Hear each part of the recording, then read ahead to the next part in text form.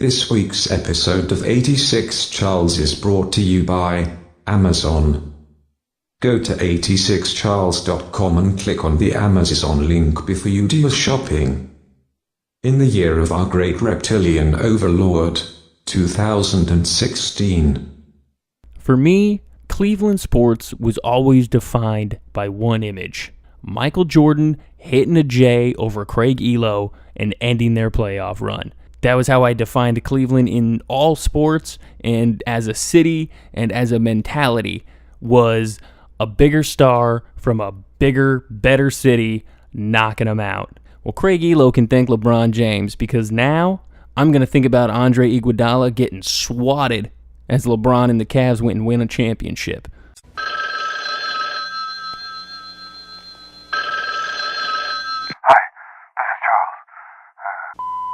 You are full of bullshit, my friend. I will sue you for everything you have. I will sue your ass. Welcome to 86 Charles, with your hosts John Darby and Travis Spencer. And with that, welcome to 86 Charles. Travis, back from the abyss. John Derby, so good to hear your voice again. It's been too long. Now I'm up so high in the mountains at 6,000 plus feet. You don't even sound the same. I know.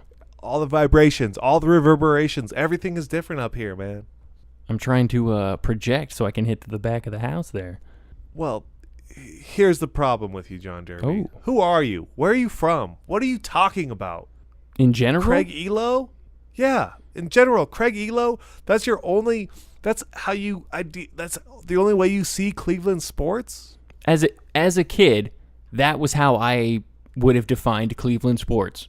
That to me was my first impression of Cleveland sports, was that highlight. So you weren't a baseball guy. You didn't grow up in Tucson. You didn't go to Cleveland Indian games. You never did that when they played in Tucson? I was never a baseball fan. I collected cards on occasion. I didn't mind playing, and I went to the Toros. Went to the Toros games a few times. Guess what? The Toros were the farm team to the Cleveland Indians. And guess who played for the Toros? Is that accurate? Kenny Lofton. Guess where Kenny Lofton went? Yes, it's 100% accurate. Kenny Lofton was a University of Arizona basketball player, played baseball as well, went to the Cleveland Indians, went to the World Series, and lost with the Cleveland Indians to the Marlins. But I didn't watch. He also played for the Braves. I didn't watch baseball as a kid. I watched Michael Jordan as a kid, and I watched him break the heart of Craig Ehlo. Okay, but that's not a World Series. That's not a Game 7. That's the first round series, and it's a 3-versus-6 matchup. Who cares? But as a child, grew into my adult life, that was how I always defined Cleveland sports. That's what they were to me. Was Craig Ehlo getting a J hit on him? What about Cleveland? The Cleveland Browns losing their football team, the only team who's won a championship there. That's bigger. That's way bigger than basketball. Sure, you're slurping Jordan all the time. You're such a Pippen fan, but the truth is, Cleveland Browns moving from Cleveland to Baltimore is a way bigger. Or no, where did Cleveland go? Right, but did you and your best friend ever stand in the driveway and reenact the Cleveland Browns moving to Baltimore? Or did you ever reenact the "Shot on Ehlo, it's good"? That we did. Every day I packed up boxes and put them in the truck, and I said, "Oh, the Cleveland Browns are leaving. Ship to Baltimore. Everybody's leaving. Pack up the truck." That was all we played. That's what they do in Green Bay, because it's a Packer community. Yeah, so right. Makes sense, right? And then so finally you call out Andre Iguodala, another Arizona Wildcat. Like, you're just crushing Tucson. Because he was supposed to be the LeBron stopper, and that shot getting blocked, that was a nail in the coffin. Not the, but got tweaked. He's not the offensive weapon that he once was, and he's never been like an amazing offensive guy. Like, he was a defensive stopper, so his shot got blocked. But he was the guy that ended LeBron's run last year. LeBron was on an epic run last year, just like he was this year, and Iguodala was the guy who came in and stopped it. Right. That's why he won the Finals MVP. Every day since. Guess who's thought about that every day since? LeBron James. Of course. And look what he did in Game 4. Have you ever seen him act like that? We'll get into this in sports, but he got Draymond Green a flagrant foul. He owns Steph Curry. He treated him like his little brother. He's never going to get past him. Like, it's not even Iguodala. Right, You want but to the talk cherry about, on top it's not was that block. Because that block Sure, may have... Sure, because you that hate block Tucson may have and you defined hate Game everything 7. that you've come from. Like, that's not the defining block is the one against Steph where in Game 6 where he pretty much calls him a little bitch. It wasn't defining. That's the though. defining block. It didn't seal a championship. That block on Andre might have sealed a championship. Game 7, it's his layup. It's his layup. It's not even a block. It's his layup, right? No, it was that block was we talked about it earlier, just like that missed shot by Curry. It was a game changer. It was such a momentum shift because that should have been an easy 2 for Golden State that turned into a fast break for Cleveland. Are you happy? Well, it's whatever. We'll get into it later. But that's my Cleveland frame of reference. Like, I'm glad you're in Sacramento now because you don't bleed anything Tucson. You don't even know anything Tucson. You're so far. And you haven't even been away from Tucson as long as I have, and you still don't know anything about Tucson. I didn't choose to live in Tucson. I was born in Tucson, and I appreciate what it did. But I'm more concerned about the places I choose to live. Who are you, John Derby? Who are you? Who am I? Cleveland Cavalier, call me Craig Ehlo. Craig Ehlo. Jordan shot it in my face, a disgrace, call me Craig Ehlo. I'm Cleveland champion, bringing the fire, we bringing the fire. Should we come get it? I'm Cleveland champion, bringing the fire, we bringing the fire. What in the fuck is 86 Chuck? We're all made of 86charles.com, man. Oh, you're such an ass. Speak for yourself, idiot. Let some more hate accumulate. It's 2015. What the hell's going on, man? It's scary. Strange world we live in. Yep. The Wizard's up to his old tricks. Hey! Our boy got some rain. There's so much going wrong in the world that I cannot be concerned with 2 dudes playing butt games. I don't care. God is an American. God is an American. It's coming.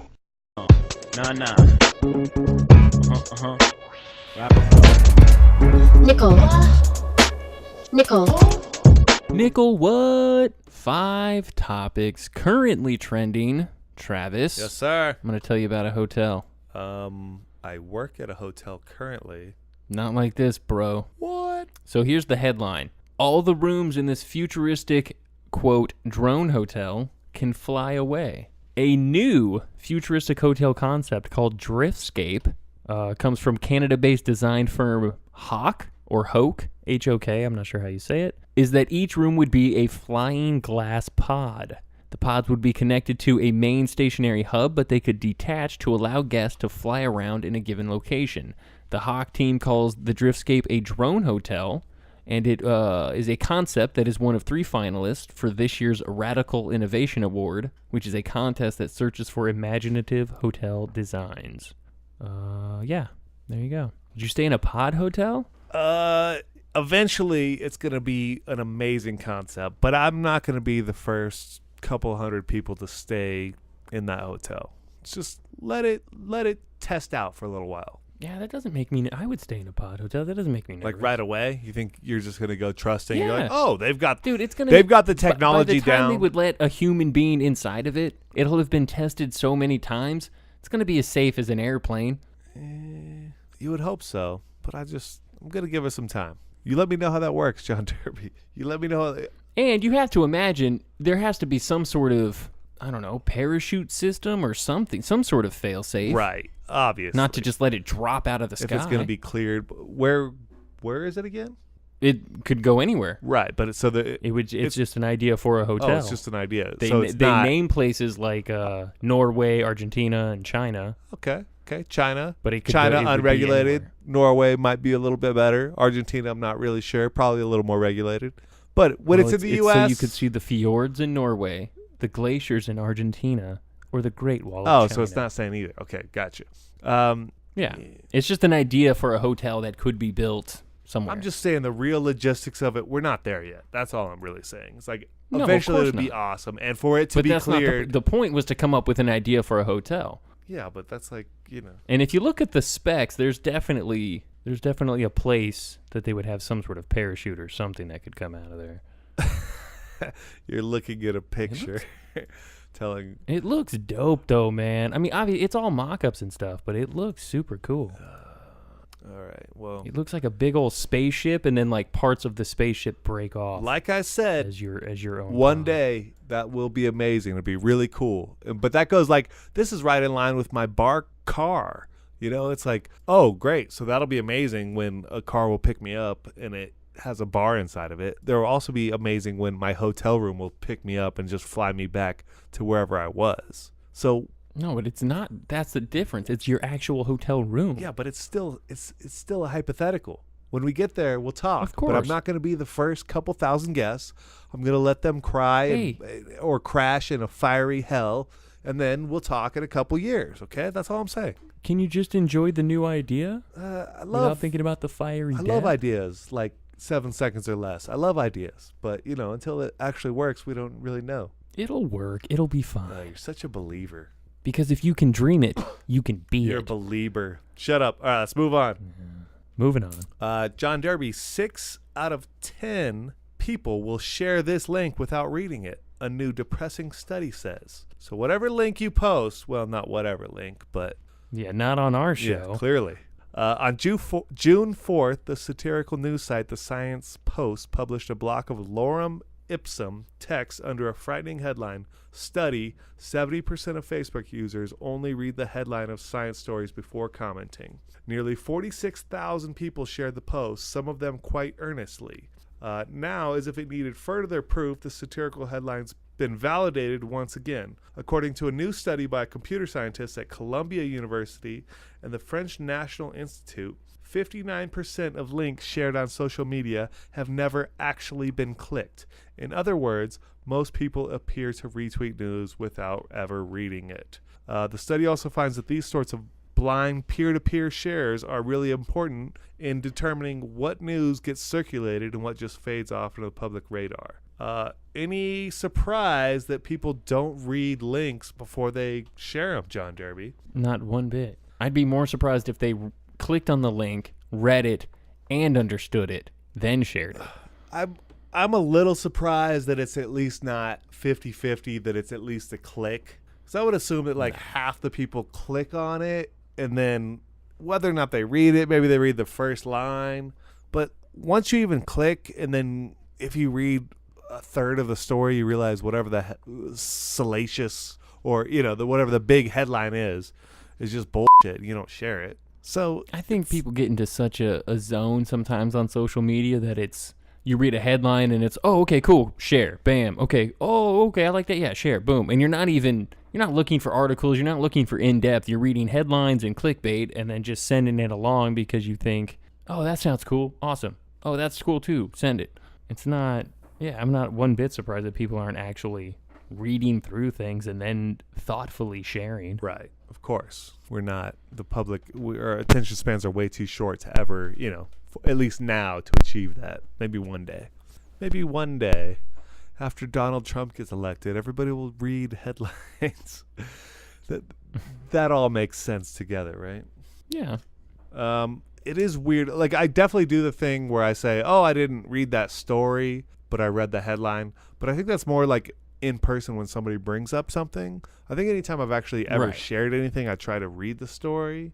Well, that should be the whole point was, hey, I saw this, read it, thought it was relevant, and decided to share it to people that I also felt would be, would consider it relevant. Correct, but that's not how most people operate on social media. It's just... I was just going to say that. As you and I know, John Derby, how to get social media following is not to read full stories and then put a... Not that I do it enough to we should ever just say I bet you if we called every show something, salacious like you said, it would probably get a lot more traction, even if it had nothing to do with it. Even if we just if we called one of the shows Butt Paper, I bet you that would be our number one viewed show ever, or shared show, or most likes, and no one would have listened to it and realized it had nothing to do with that. Let's give it a shot. Dick Fart Hamburger. But you gotta come up with the perfect title, something that people are gonna see. It's like throwing shit at the wall until it sticks. We'll just literally keep throwing it until it happens. Yeah. We'll see. Next week's show is called Taylor Swift is Gay. Ooh, we got a good one. Let's move on. And we'll see what to the next happens. news story. It's probably that. How sad would that? I don't even want to think about that. We're moving on, aren't we? Is that where we're at? We're moving on. Oh, please! I already told you to move on. I was already writing a note about myself about how moving on would have been great. Tesla rival Faraday approved to test self-driving cars on California roads. Faraday Future plans to begin testing prototype self-driving electric vehicles on California roads later this year after winning approval from the state. California previously approved 13 companies to test autonomous vehicles on public roads, so they are just one of the group. Faraday is one of several Chinese-funded startups hoping to challenge Tesla Motors Incorporated in premium electric vehicles. Like Tesla, Faraday also hopes to add self-driving capability to its vehicles, but has not provided a timetable. Faraday has been testing prototype vehicles for the past year at private facilities, but will now be able to take it onto California roads. We're getting closer. Great news. Like I said, all I want is my Uber to pick me up and bring me to my pod hotel where I'm... oh, wait. Did I say I want the hotel room to actually pick me up? Eventually, it's all going to be the same. Did. Well, yeah. Eventually, that the hotel will pick you up, and your hotel room will pick you up and drop you off. Eventually, Yeah. dude. Let's enter that into next year's content. The hotel room. We'll call it the Uber room. Yeah, I mean, I've been saying for a while, the bar idea. The Uber needs The to be a Ruber? bar, and it's just a van that drives me around the city, and I get to watch games or whatever, and then it drops me off We'll where call I it am. Boober. What is that? A bar inside of an Uber. Boober? Boober. Boober. Not to be confused with Bieber, but Boober. No, it'll be spelt just like Uber, but with a B. It's only so a matter. Boober. We're getting closer and closer. Eventually, it's not even going to be worth it to have a car, at least in a city. I hope so. You'll just be, I'd be fine with that, at least for a while, it's a waste. I mean, until I could afford some sweet hot rod that I take out into the country on weekends. exactly. You still need that. So if you buy a car, it's like a recreational thing, but transportation Sure. shouldn't be. Which would be great. Yeah, 100%. How much safer would the world be if everyone just drove recreationally Right. and everything for everyday use was autonomous? You'd hear the occasional sad story about John Derby crashing his 69 Mustang into a ditch and dying. But, other than that, He went doing what he loved. he loved every second of it. You had like Hey, don't cry for John.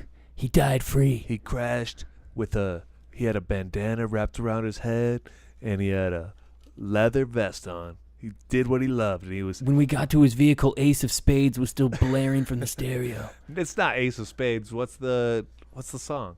The song... Oh, my actual pump-up song is Stranglehold. That's what I was going to say. Yeah. Ted Nugent, right? But my driving song is definitely Ace of Spades. Oh, so you don't die to Stranglehold? You die to Ace of Spades? No, hell no. Stranglehold's for everyday use, man. When you need to get up, put on Stranglehold. If you're driving, you got to go Ace of Spades. Note to self. Next time, hanging with John Derby in car, play Ace of Spades. Oh, wait. If I'm in the car, that's not good. I'll have to, send it to you while you're driving. I don't know. I got to figure this out. Let's move on. It's a good driving song. You don't have a driving song? I've got a driving What's wrong song. with you? It's is it? Eye Against Eye. Just like that's my favorite song. The Mos Def and Massive Attack song. You want to get pumped up, bro? Eye Against Eye. Actually, no, legitimately. What is it? What song is it? It's been on the podcast before. That's a good song, but legitimately, my driving song is Roni Size Snapshot. It's like this techno song, and I really believe that you can program yourself into super driving mode with this song. It's called Roni Size Snapshot. Okay?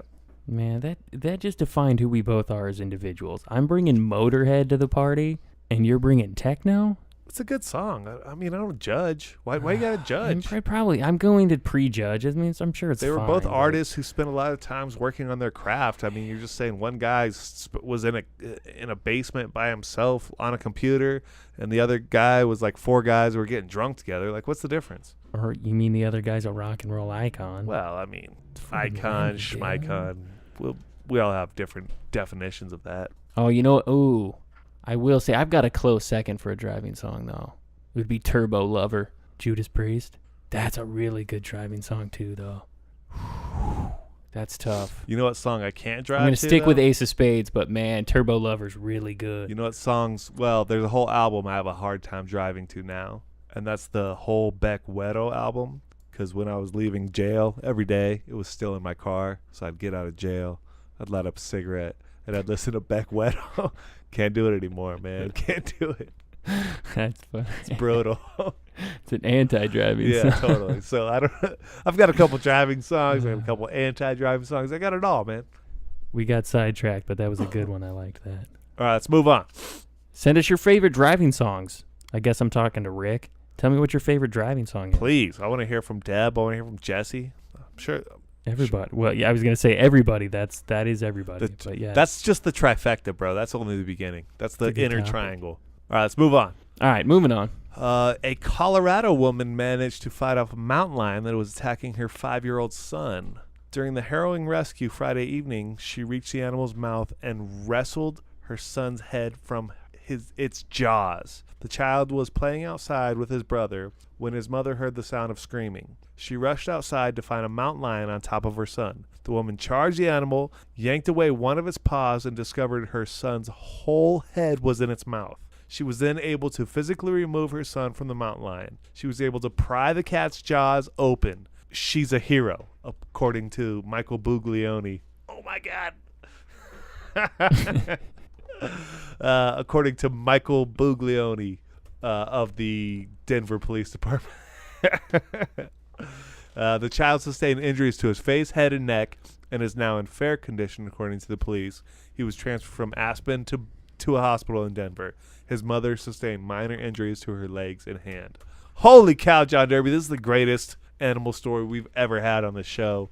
She literally pried the mountain lion's mouth open and saved her son. Brilliant. She took her kid out of a lion. Wow. Yeah. No, that's all. But you know what, though? I feel like, and not to discredit her in any way, but I feel like a lot of moms would do that because I think that's a pure instinct kind of a thing. Yeah, you hear those stories. I don't even think she thought about that. You hear those stories where they can, a mother can suddenly lift a car or Lift something cars insane. and, yeah. It was said that it wasn't a big cat, Buglioni said. Had it been a 110-pound lion, which I've seen around here, this would have been a much different story. So it was a relatively small lion, but still, like, to wrestle, like, my cat. To any wild animal, I don't care what it is. I was just going to say, prying my cat's mouth open when it's really attacking something would be rough, and it's 20 pounds. So if it's a 60-pound, 80-pound cat, that's insane. So I tried to pry a house cat's mouth open to give it medicine, and I found that to be very challenging and almost traumatizing. Yeah, absolutely. So to have to pull a child from a mountain lion, I mean, that's pretty impressive. Yeah, that's a cool story. I just heard that. I was like, whoa. And they did kill the mountain lion, though. They did find it and kill it. Absolutely, yeah. That was the end of the story, right? Wah, wah. That is how that turned out for the cat. You can't go around. Look, lion. You can't go around chomping on kids' heads. We're gonna kill you. We're humans. I'm not all for killing animals, but if one attacks a child, I feel like that's the only thing to do. Yeah, 100%. Don't be. I'm not for killing animals. Come on. I just wish somebody ate that mountain lion as well. Eat him. Well, I hope they at least ate the heart to honor the beast. No truer words have ever been spoken, John Derby. Let's move on. Moving on. Headlines are the best thing. Herman Goering's silk underwear sold at Nazi auction. Share. I just shared that. Don't even know what it's about. Care. Shared it. Don't care. Said Nazi auction. Silk underwear. I'm in. A cachet of Nazi memorabilia sold for more than $684,000 to an anonymous buyer from Argentina. Among the lot was former military commander Herman Goering's silk underwear, which sold for $3,412. The unnamed bidder took away over 50 items, purchasing a $309,000, and I quote, finely woven field gray cloth jacket, worn by Hitler. That was one of the most expensive pieces up for sale.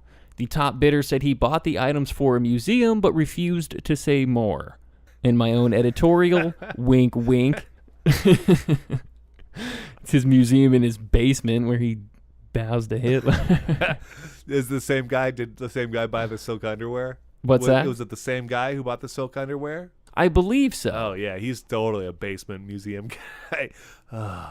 Oh, these silk underwear. They feel so good.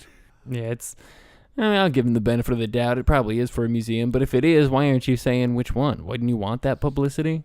Yeah, you would think, unless it's a really big museum that part of their giant new thing that they haven't announced yet, I guess. True. Or they may not want the dollar amount attached to the item by the time it is. Right, because if it's a big public thing, then it would be like, oh, how much did you spend on these? Right? Yeah.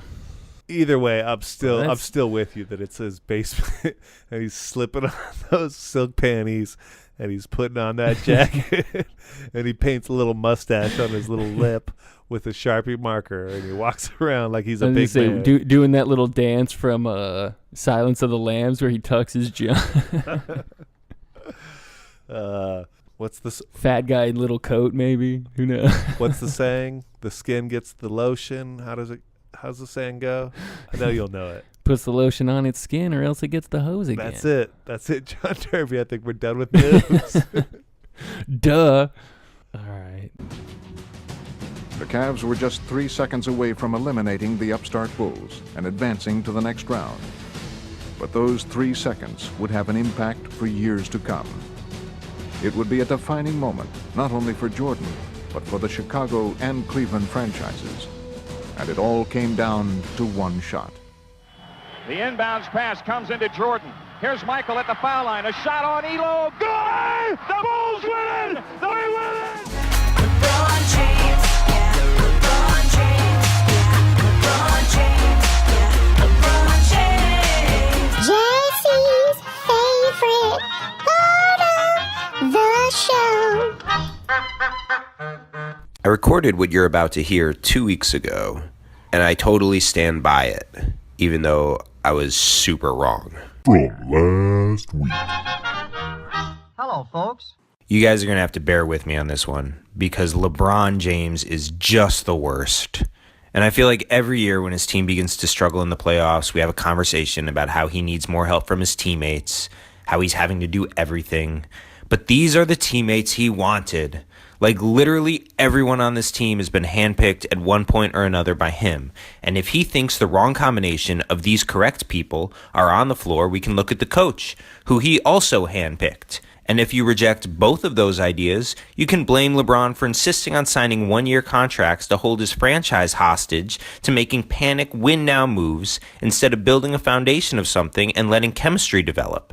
And then on top of it, despite choosing the organization and coach and teammates and style of play, he still feels the need to constantly antagonize these people through passive-aggressive subtweets and propping himself on top of them during post-game criticisms. There are people who are paid to cover the NBA for major sports networks and publications who chalk this up to LeBron's style of leadership, as if that's an acceptable way to lead. Have you ever had a boss who was passive-aggressive towards you, let alone in front of all of your peers? And did it ever not make you want to murder that person's face? So when Derby says, "How dare you doubt LeBron?" I feel compelled to remind him that LeBron is 2-4 in the finals. And sure, that's a lot of finals appearances. But all they've had to do to make the finals is be better than the Raptors, who were garbage, and the Hawks, who were dumpster fire garbage, and a few years ago, the imploding Pacers, who were poop in a bed. If this were the Eastern Conference Finals, the sentiment that "how dare you doubt LeBron James" holds water, but doubt LeBron James in the finals? Of course I will. Only one of those championships was comfortable. One was stolen for him by Ray Allen, and his 4 finals losses, his teams have been blasted, of course, through no fault of his own. No doubt it'll all fall on Kyrie this year, and they'll have to either deal him or Kevin Love or both, and where he thinks he'll have made progress, he'll have taken another step back. And when he realizes it's a step back, we'll go through all of this again and we'll wonder why his teammates haven't shown up in the most crucial games. But it's because his martyrdom is getting tired and his superiority complex is transparent. And if there isn't a figure of strength behind his weak little mind, his teams will always fall apart and he'll always blame everyone else. This is Jesse, and stretching for my victory lap was my favorite part of last week's podcast.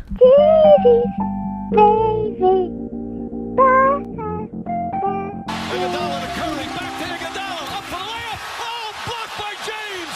LeBron James with the... I was wrong. Was I wrong? No. Yes, yes, I was wrong. How could it be? I trusted in my guts, but ended up all nuts. I was wrong. It's time for the failed athlete perspective. It's time for the failed athlete's perspective. Travis. John Derby, I don't even want to do sports this week. Welcome to me every single week.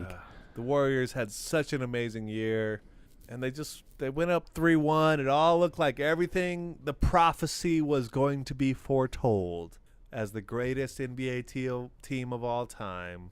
And then they lost the game. They lost Game 7. Congrats to LeBron. Heck of a game. Congrats to Cleveland. What do you have to say, John Derby? Pat yourself on the back. No, not even. And I'll be honest with you. Once it actually happened, I was happy for LeBron in Cleveland. I was. But then I really did feel bad for Golden State because that's a hell of a road to hoe and come up short. One game at home. I honestly felt bad for them, but I ultimately am happy because I want that Bulls team to be the best team in history ever. So that's where my heart lies. But I honestly felt bad for them because it's a long road, and to come up short, especially in your own building, that's a bitter pill. What was it? 4.5 minutes not scoring at the end? That's what I heard was 4:30 that they went without scoring. I knew it was at least 3 minutes, but yeah, that was brutal. It's like for a team it's unbelievable that could just score at will during the regular season. How much do you really think like going for 73-9 really affected them? I don't. I think it was the playoffs I think it was the playoffs as a whole. I think some of them got banged up early, and you can't get healthy in the playoffs. Right. You need to be healthy, or you're probably going to go out. But I also think that's coming in the playoffs, and maybe LeBron didn't do it as much this season, but he does go into cruise control a little bit through the year, and then to watch him ramp it up in the finals this year was incredible. So you got to give him a lot of credit for knowing his body, knowing when to turn on peak. And no offense to the Warriors, but there's not a dude on there that's been to 6 straight finals. No, absolutely not. What he did came from a place of, I've been here before. I know what it feels like to lose. I know what it feels like to win. I think he drew on a lot of experience that very, very few people have. Absolutely. That allowed him to kick it into a 6th, 7th gear, whatever that was. That was a special thing. Well, nobody knows what that's like except for the few Boston Celtics who actually did it, right? Nobody knows what it's like. Yeah. He's the only one. It's insane. That's true. And James Jones, who doesn't play. Right. 2 things I got out of the finals. Obviously, upset for the Warriors. But first off, I'm happy for LeBron. I have been upset with LeBron haters. The dude is incredible. Give him his day. Like, he's been... Yeah. And there's so many reasons you can hate him. I get it. Like crowning yourself as king when you're in high school. Delonte West bangs your mom. You have the chosen one in giant script letters on your back. I mean, there's so much you could hate him for. But, just shut up. The dude's won 3 championships. He's a monster. He brought one back to the land. Whatever. But he's physically unlike any basketball He's unreal. player He should be seen. the best player in the league. Absolutely. 100%. No doubt. I think he is. He is. Yeah. If he had lost that crown, which I would say he did, he went and took it back. He didn't lose it like as much. I'll be the first to say I love Steph Curry more than anybody, but that's because he's my size and can shoot threes and is a bad mofo. But like he's not a two-way player. He can't physically stop the entire 5 guys on the other floor from scoring. LeBron can do that. He's in a whole different world. He's 6'9". But that's it. Right. But most guys can't, and that's one of the things that makes LeBron right. so There's special. plenty of 7-footers, 6'9", 6'7", 6'8", all those guys who can do it. LeBron's a beast. Secondly, what I'm excited about is the rivalry is actually born. So because of the way the series went, LeBron's theatrics, getting Draymond the flagrant in Game 4, swatting Curry, treating him like his little sister. It's like there's a real rivalry now that both these guys he have outright won shit. disrespected the MVP twice for each MVP that Curry won and LeBron did. Yeah, he he owned him. And, I hope the Warriors are just as good next year. Hopefully not as many wins so they can rest some guys down the stretch. I hope Steph goes in healthy. No, 73 wins, they're not going to they're not even going to sniff they wouldn't that, even try for it if it wasn't. To. I don't even think they would. I think they would rest up for the playoffs and learn from their experience last time. But I would love to see these two teams in the finals again with a fully healthy Steph. Warriors with maybe that next piece or two that will shore up the bench. You mean add Kevin Durant? Just say what you want to say. No, honestly, you mean Golden State adds Kevin Durant instead of Harrison absolutely Barnes? Not. That would be incredible, and I think Harrison Barnes should go. He should take his 0 for 8. The final Game 7, he was better, but he was like 0 for 13 in the 2 games before.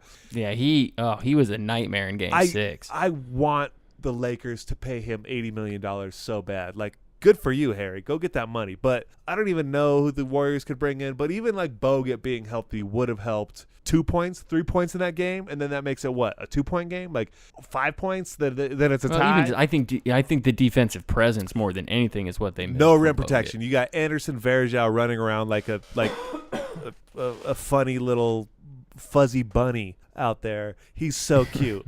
But 2 pieces. They're talking about him going after Dirk. That's stupid. Kevin Durant, I don't think he's going to leave. They don't have to do much. They have to fill whatever holes are going to happen because guys go places. That just happens. Yeah. But they don't need to do much. Their core is intact. As long as they have those 3, they can build around it, and they're going to be successful. Right. And you saw what Draymond can do when he's locked in. He was unbelievable. He kept him in the whole game, and you're just waiting. You're like, okay, well, Stephen Curry or Steph and Clay are going to start hitting shots, right? No, didn't happen. I don't know why I think it bothers me because I still feel like he's got like a pudgy guy body, but I hate when Draymond does the flex. How dare you? Like, I just feel like it's like some fat dude in the neighborhood trying to flex on people. It just seems weird. I don't know why that bothers me. Draymond did everything he could in the playoffs for me to not like him anymore, and I still kind of like him. So the kick on Steven Adams still irks me. Like, you can't. I don't know. Nah, I can even get over it. I don't like it, but it's part of his game. He's got a lot of gamesmanship. He's a throwback player in that respect. Love it. And I'm okay with it all that. out on the floor. Dennis Rodman did a lot of stupid stuff to guys that unless you were rooting for Dennis Rodman, you would hate. Right. So I can see that in Draymond Green, and I'm okay with that. To me, that's a throwback kind of thing, and I like it. All right, so I don't think you should kick guys in the junk, but that's what killed me. It seemed too obvious. It was too obvious, but whatever. Moving on, I'd love to see. I would say maybe scale that year. back a little bit. Don't kick dudes in the junk. Maybe stop with the high exactly. kicks. That's where I draw the line. But all his other little antics and getting under people's skin and all of that, I'm fine with all that. But exactly, that's my thing. I draw the line at kicking a dude in the junk because even any street fight, that's where you're like, I don't care what activity you're doing. Kicking dudes in the balls is bush league. Totally, 100% bush league. So let's see this finals at least one more time, maybe a couple more times over the next couple of years. Hey, no one else is coming out of the East, so we'll see. KD's the big mover, right? Wherever he lands could change everything. Unless it's to Washington, then it doesn't matter in terms of the East. Like the Bulls maybe or Miami, like I that. guess. If he goes to Miami and Chris Bosh is healthy, The okay. Cavs could be challenged. They'll give Cleveland a run. But LeBron looks pretty unbeatable now, and he's probably got a 3. And Kyrie too. Don't sleep on Kyrie. You can only imagine that he's going to get better. Uncle Drew hitting that 3 was another one of those moments in that game. He was pretty killer in the playoffs, man. The Game 5 in Oakland was huge, humongous. Game 5, he was incredible. And even Game 7, Love had a good game. He only scored like 9, right? But he finally was aggressive on the boards, and you're like, oh yeah, who is this guy? Because he looks white and beaten down. Yeah, he was active. He was engaged. It was. He looks white. He was energy. He looks white and beaten down. All right, real quickly, the draft. Top 2 picks are going to be Ben Simmons and Brandon Ingram, most likely. Anybody else you like? What do you not think most about this likely. Draft? Sixers already came out and said Ben Simmons is the guy, and there's no one else beyond Brandon Ingram, so he's definitely going to the Lakers. So there you go. Lon Babby is a bloody wanker. All right, well, the beloved Phoenix Suns looks like they're going to pick Marquise Chris Any idea on this guy? I don't even know if that's true, though, because Chris is a guy that could end up slipping in the draft because he's also one of those guys that people are propping up to make other teams maybe want to trade up to go get him. They need a power forward. He could so easily fall sense. to closer to the 9 or 10. Right. Well, either him or Dragon Bender if they're going to keep the pick. I just like Dragon Bender because his name is awesome. I want him to go get some bonuses, kid. Yeah, but they could still possibly get him with 13. No. I think so. I think he's a top 10 dude. Yeah, I do. We'll see. It'll be interesting. The Suns have 3 picks in the first round, so I just like the NFL draft. You get geeked about that. You don't get as geeked about the NBA draft. I just wish it was. I wish it was a stronger draft, and that teams like Boston or Phoenix could package trades to go get star players and make some movement like that. Right. But there's not enough guys in this draft because the top 2 players, no one's trading out of those top 2 picks. So then when you're talking about the guys 3 through 10, 3 through 15, no one really cares. No one's trying to move up for that. No one's going to deal an Al Horford or a Jeff Teague or somebody of that caliber to go get one of those guys. You got a proven NBA player. Yeah, word on the street is that the Celtics have been trying to package their number 3 pick and nobody's biting. Obviously, it's early. No, nobody wants. Same with the Suns. Suns have been trying to package number 4. Right.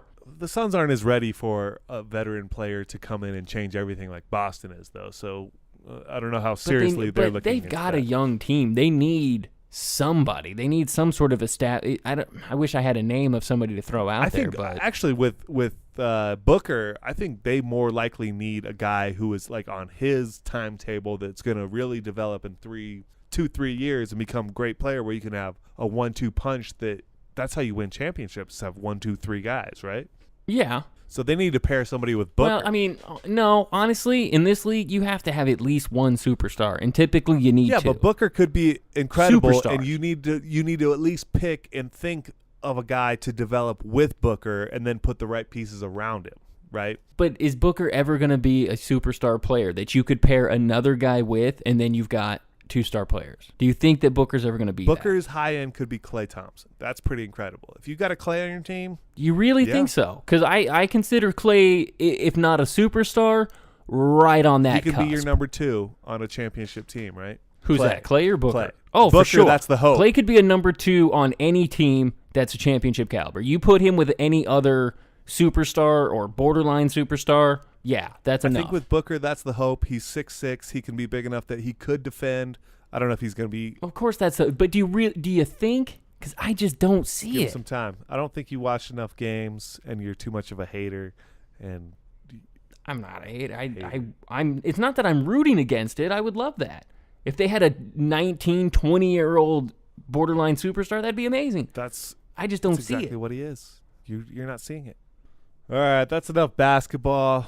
Let's move on to what's near and dear to my heart right now. After being crushed by a Game 7 loss to the Cavs, I had to endure another big loss tonight. We're recording this on Tuesday night, and the U.S. men's national team got beat 4-0 by Messi and Argentina in the Copa America semifinal. I predicted, John Derby, that they were going to the finals, so I was close. I was actually pretty good with my prediction.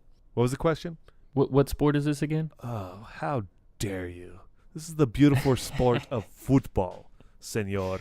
I know. It's bocce ball season. You know I get nothing about football. And I'll see you in 2 years when the World Cup. I'm going to come to whatever town you live in. We're going to go to bars, and you're going to If you want me to geek out about soccer, it's got to be World Cup. And then I will support it like I do any real sport.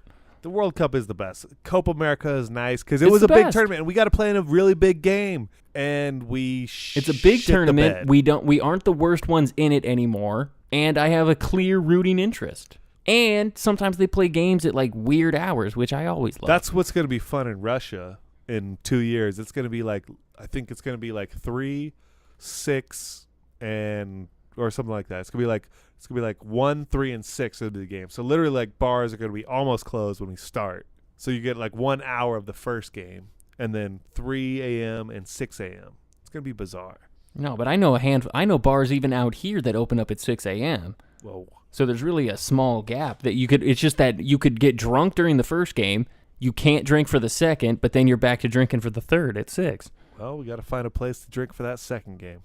That's what's important, John Derby. Start planning it now. I don't know. I mean, New York maybe? Doesn't New York serve until like 4? No, we just need a place in between. So you go to the bar for the late game, then you go home or to a party or someone's house. No, that's the thing. You stay at the bar. You just can't drink for that second game. You have to get hammered during the first. Well, let's be honest. I'm not going to any. Sober I'm not going up, to have bars some for food, anybody's and then you're games jamming except for the that U.S. 6 So it a.m. only matters that one game because I don't. I'll watch all the games, but the only ones I really care about and you want to be surrounded by the atmosphere is for the U.S. True. Because we're all going to band together, and one of these damn days, John Derby, the U.S. men's national team is going to win a World Cup before I die, and that's all I ever care to see. I don't care about the Warriors. I don't care about the Suns.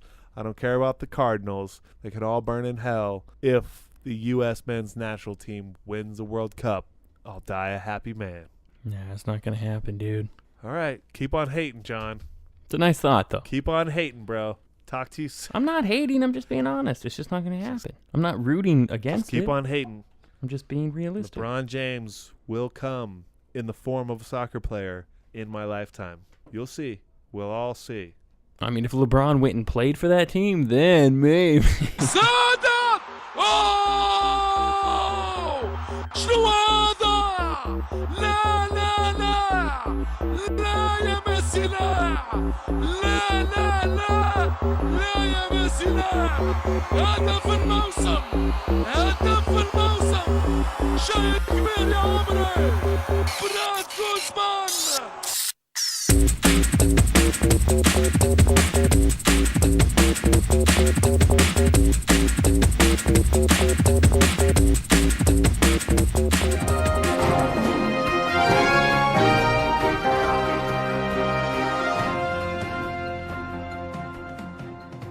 It's time for the Facebook World News Update. This Real to Someone News Update is brought to you by Living in Sin with a Safety Pin. Cleveland rocks. A man in Los Angeles said this week, "It's not over yet, but he's ready to sweat it out on the mat. Hashtag gratitude, hashtag hot yoga, hashtag actor's life." A man in Inglewood said the difference in quality and in price between 2-ply and 1-ply makes 2-ply the greatest bargain on the planet.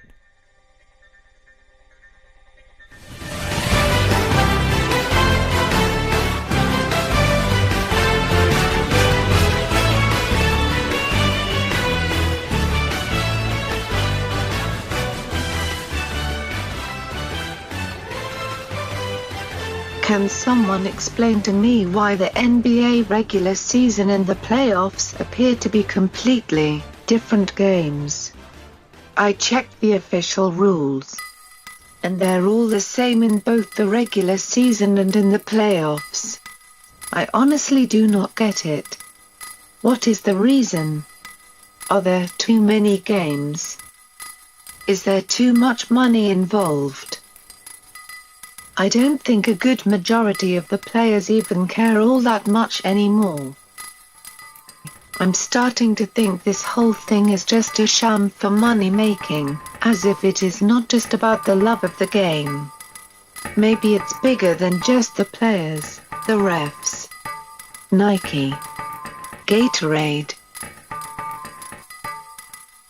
It's as if the TV networks and the NBA are in cahoots to make as much money as humanly possible.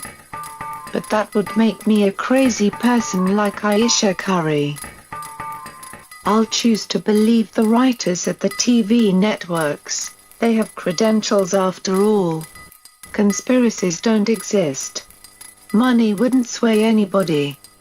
I'm just glad it's over for now. Now I can focus on something that really matters, like the presidential election. They're bringing drugs, they're bringing crime, they're rapists, and some... Oh wait, f***. That is even worse.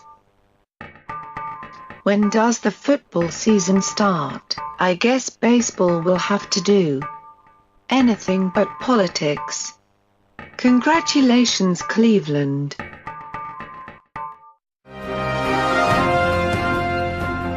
A man in Los Angeles said an audition went well when you walk out of the room and half the guys are looking at you like, "You idiot," and the other half are looking at you like, "Is that how it goes?" Hashtag don't know no better.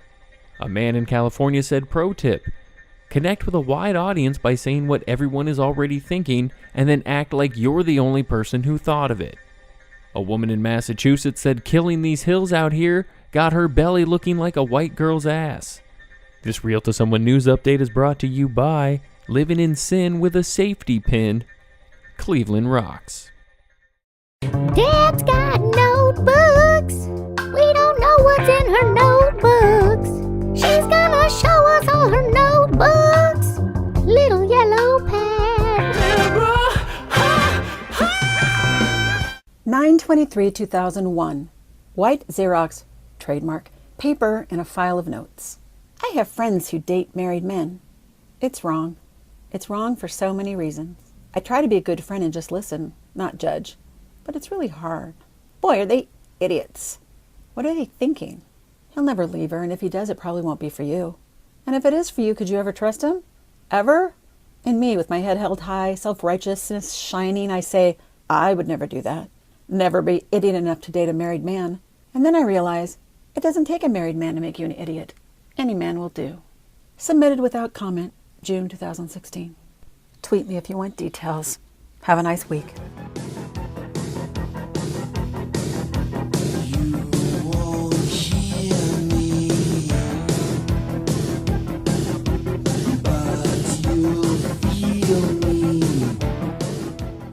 I've brought bread to men, women, and children. I've brought water with lemon for the table. I have hot tea. Can I box that for you? I'll bring your change.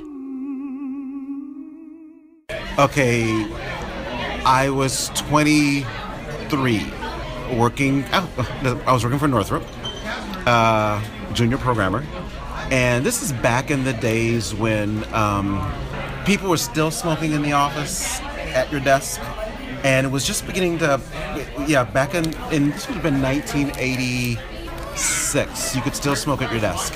And I remember everybody, you write your code, and it'd be an ashtray. You pick up and keep going. And this one, you'd see a cloud haze across the thing. And we had this one guy who worked in, it was probably a 100-person IT department, maybe 200 people. It was just a sea of cubicles as far as you could see.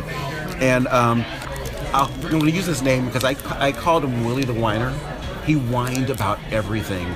And he was a guy who was in his 40s. And he went to China or someplace to marry a bride from China because she'd be subservient.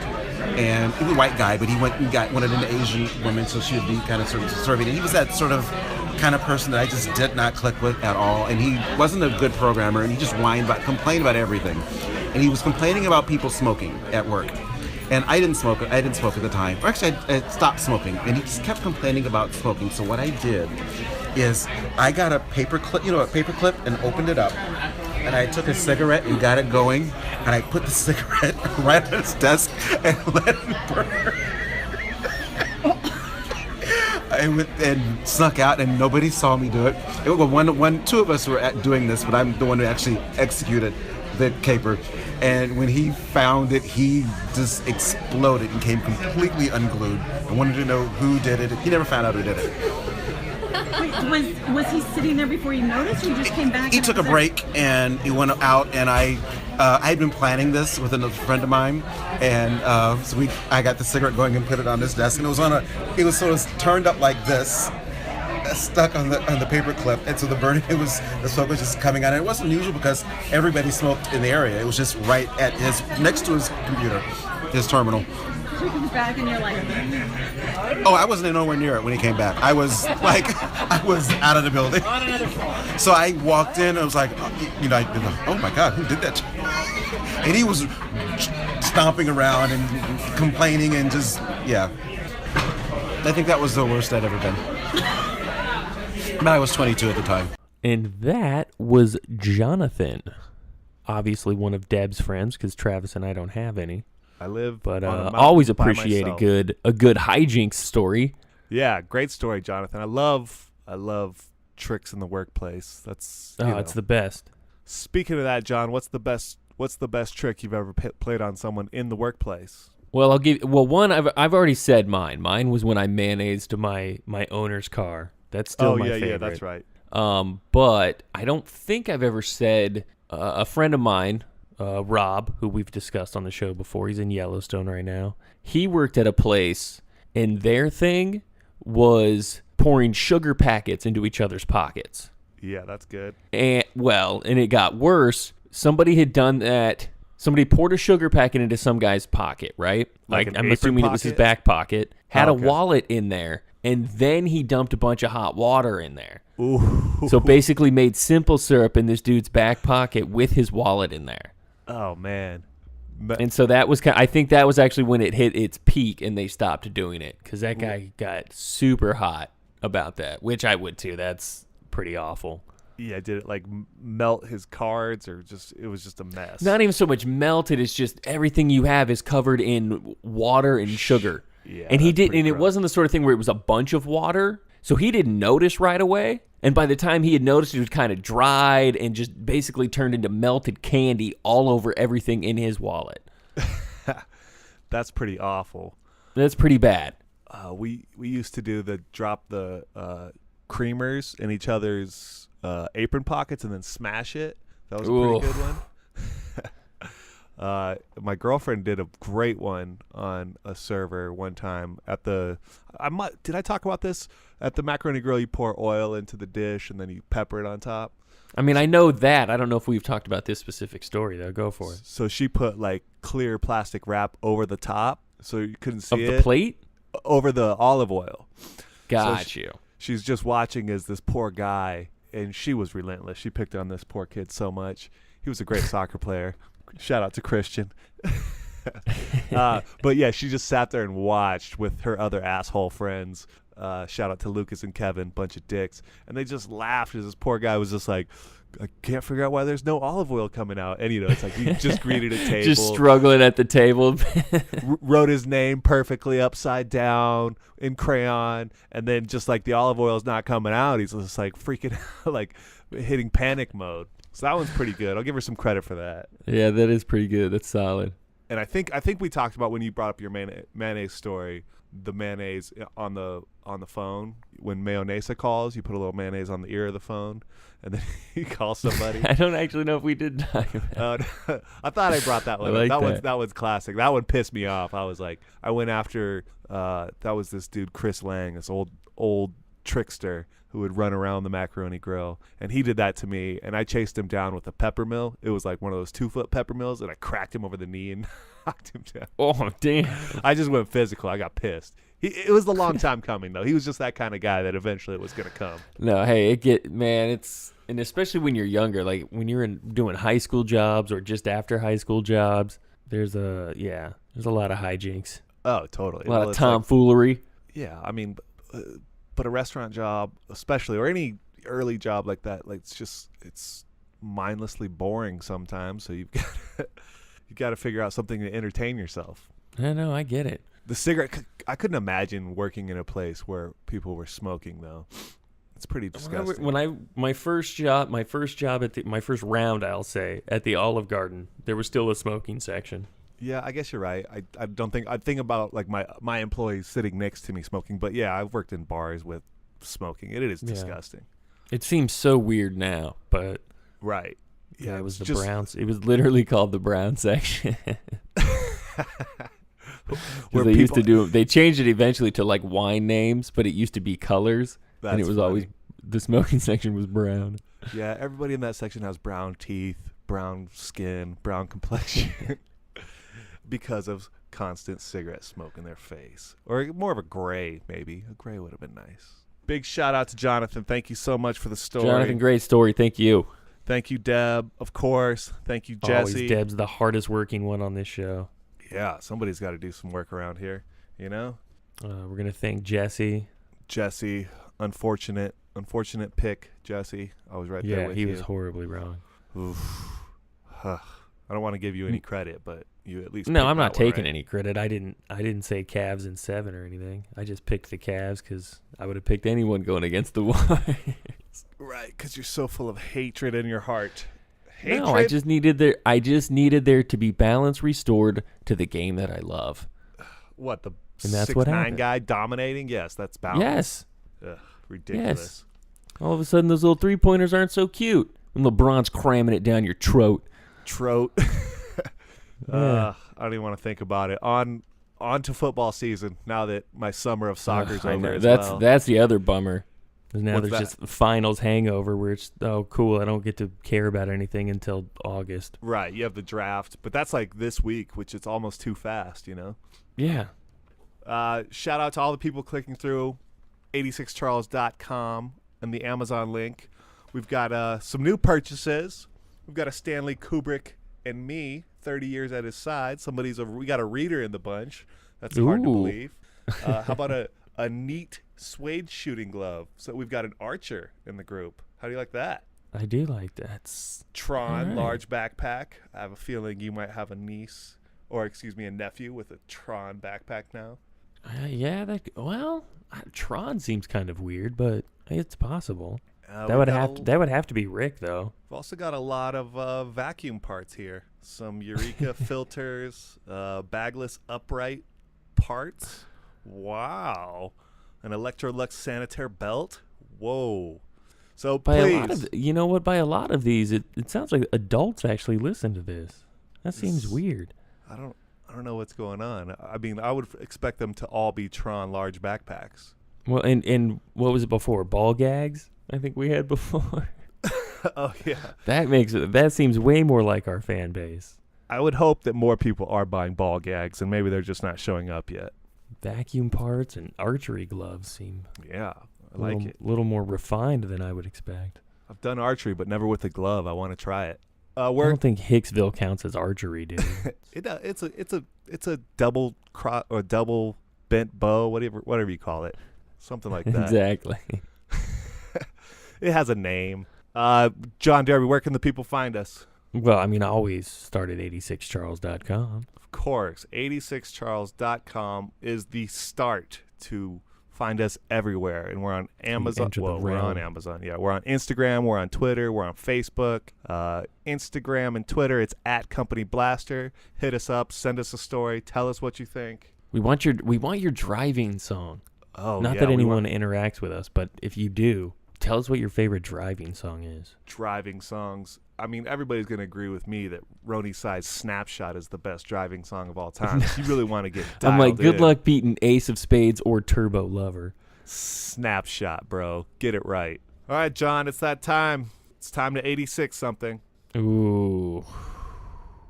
We're going to 86 overtime. Oh, yeah. That's brutal. Good thing I only work like 4 hours a week. I never have to worry about that. You get undertime pay. I actually do 100% undertime. So overtime is 86. Until next time, America. Bye. The new boy in the neighborhood lives downstairs and it's understood. He's there just to take good care of me, like he's one of the family. Charles in charge of our days and our nights. Charles in charge of our wrongs and our rights. And I see